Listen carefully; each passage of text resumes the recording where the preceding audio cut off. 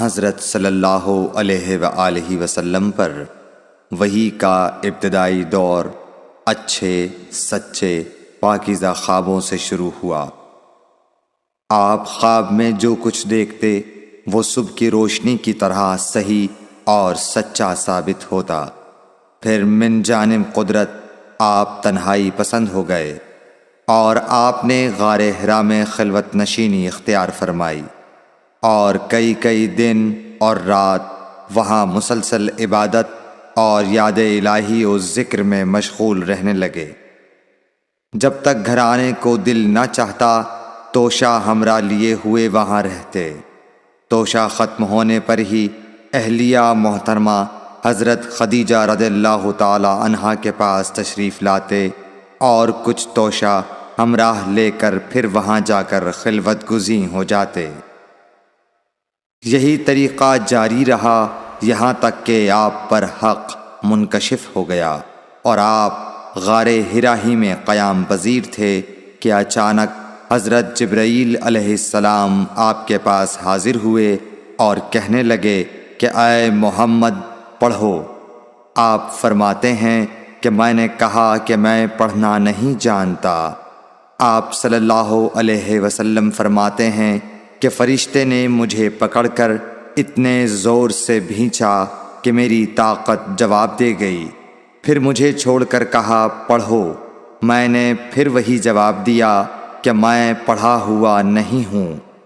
اس فرشتے نے مجھ کو نہایت ہی زور سے بھینچا کہ مجھ کو سخت تکلیف محسوس ہوئی۔ پھر اس نے کہا کہ پڑھ۔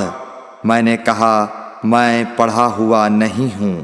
فرشتے نے تیسری بار مجھ کو پکڑا اور تیسری مرتبہ پھر مجھ کو بھینچا۔ پھر مجھے چھوڑ دیا اور کہنے لگا کہ پڑھو اپنے رب کے نام کی مدد سے جس نے پیدا کیا اور انسان کو خون کی پھٹکی سے بنایا۔ پڑھو اور آپ کا رب بہت ہی مہربانیاں کرنے والا ہے۔ بس یہی آیتیں آپ حضرت جبرائیل علیہ السلام سے سن کر اس حال میں غار حرا سے واپس ہوئے کہ آپ کا دل اس انوکھے واقعے سے کانپ رہا تھا۔ آپ حضرت خدیجہ کے ہاں تشریف لائے اور فرمایا کہ مجھے کمبل اوڑھا دو، مجھے کمبل اوڑھا دو۔ لوگوں نے آپ کو کمبل اوڑھا دیا۔ جب آپ کا ڈر جاتا رہا تو آپ نے اپنی زوجہ محترمہ حضرت خدیجہ رضی اللہ تعالی عنہا کو تفصیل کے ساتھ یہ واقعہ سنایا اور فرمانے لگے کہ مجھ کو اب اپنی جان کا خوف ہو گیا ہے۔ آپ کی اہلیہ محترمہ حضرت خدیجہ رضی اللہ تعالی عنہا نے آپ کی ڈھارس بندھائی اور کہا کہ آپ کا خیال صحیح نہیں ہے۔ اللہ کی قسم آپ کو اللہ کبھی رسوا نہیں کرے گا۔ آپ تو اخلاق فاضلہ کے مالک ہیں۔ آپ تو کنبہ پرور ہیں، بے کسوں کا بوجھ اپنے سر پر رکھتے ہیں، مفلسوں کے لیے آپ کماتے ہیں، مہمان نوازی میں آپ بے مثال ہیں اور مشکل وقت میں آپ امر حق کا ساتھ دیتے ہیں۔ ایسے اوصاف حسنہ والا انسان یوں بے وقت ذلت و خواری کی موت نہیں پا سکتا۔ پھر مزید تسلی کے لیے حضرت خدیجہ رضی اللہ تعالی عنہا آپ کو ورقہ بن نوفل کے پاس لے گئیں جو ان کے چچا زاد بھائی تھے اور زمانہ جاہلیت میں نصرانی مذہب اختیار کر چکے تھے اور عبرانی زبان کے کاتب تھے۔ چنانچہ انجیل کو بھی حسب منشائے خداوندی عبرانی زبان میں لکھا کرتے تھے۔ انجیل سریانی زبان میں نازل ہوئی تھی، پھر اس کا ترجمہ عبرانی زبان میں ہوا۔ ورقہ اسی کو لکھتے تھے۔ وہ بہت بوڑھے ہو گئے تھے، یہاں تک کہ ان کی بینائی بھی رخصت ہو چکی تھی۔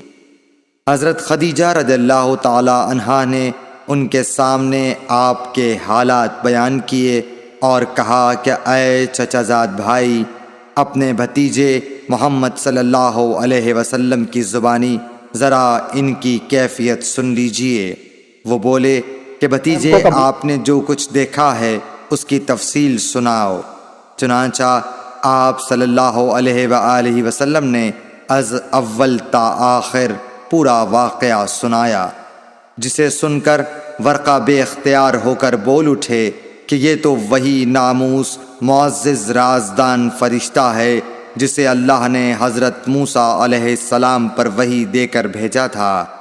کاش میں آپ کے اس عہد نبوت کے شروع ہونے پر جوان عمر ہوتا، کاش میں اس وقت تک زندہ رہتا جب کہ آپ کی قوم آپ کو اس شہر سے نکال دے گی۔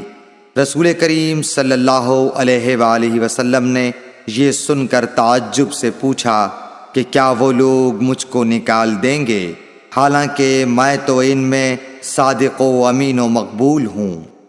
ورقہ بولا، ہاں یہ سب کچھ سچ ہے، مگر جو شخص بھی آپ کی طرح امر حق لے کر آیا لوگ اس کے دشمن ہی ہو گئے ہیں۔